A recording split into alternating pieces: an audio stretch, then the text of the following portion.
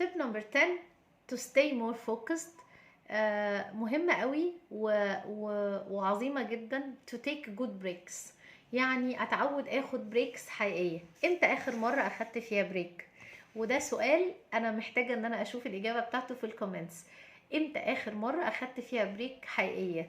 البريك بتاعتك بتبقى كل قد ايه؟ يا ترى بتنجح انك تاخد بريك كل ساعة في الشغل؟ وهل البريك دي فعلا بتفصل فيها، ولا بتبقى بريك بس لمجرد ان انا اقوم مثلا اكل او اتكلم مع حد وهكذا؟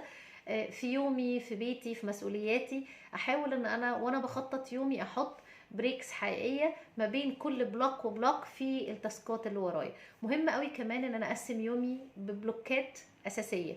يعني الجزء الاولاني، الكوارتر الاولاني في يومي اهم حاجه فيه 1 و2، الكوارتر التاني اهم حاجه فيه 2 و3، الكوارتر التالت اهم حاجه فيه كذا وكذا، بحيث ان انا كل اهداف انا محتاجه ان انا اركز فيها واحققها، اعود مخي ان هو يفصل عشان يتعود انه يعمل ريتشارج ويقف شويه يشحن الطاقه، واقدر ان انا اكمل واركز تاني. لكن استمراريتي مع الاجهاد ومع التاسكات الكتير ومع احتياجي للتركيز ده بيزود التشتت وبيقلل التركيز. فمهم قوي ان انا to take good breaks to stay more focused.